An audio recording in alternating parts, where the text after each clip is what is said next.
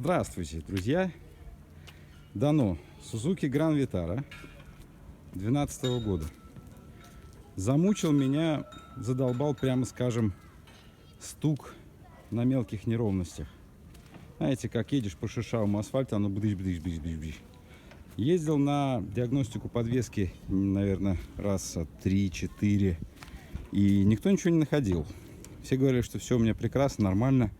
Но заметил одну такую штуку, что когда ты едешь по каким-то шершавостям, и оно гремит, и ты чуть-чуть нажимаешь педаль тормоза, оно перестает греметь, то тут меня осенила мысль, что делать, ребята, в тормозных суппортах.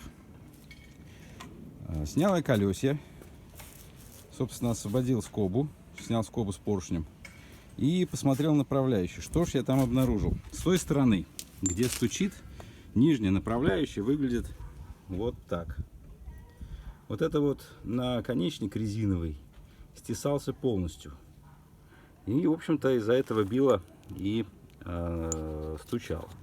Как выглядит исправная направляющая? А вот так. С другой стороны. Ну, я их обе поменял по обеим сторонам, поэтому сразу все становится понятно. Мы сейчас сравниваем. Исправная и неисправная. Почему так случилось? Вопрос уже другой.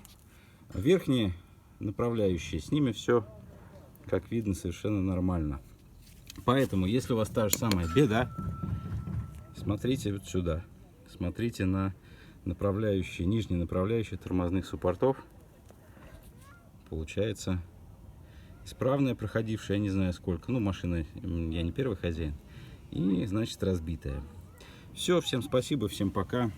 Хороших, безопасных, счастливых поездок.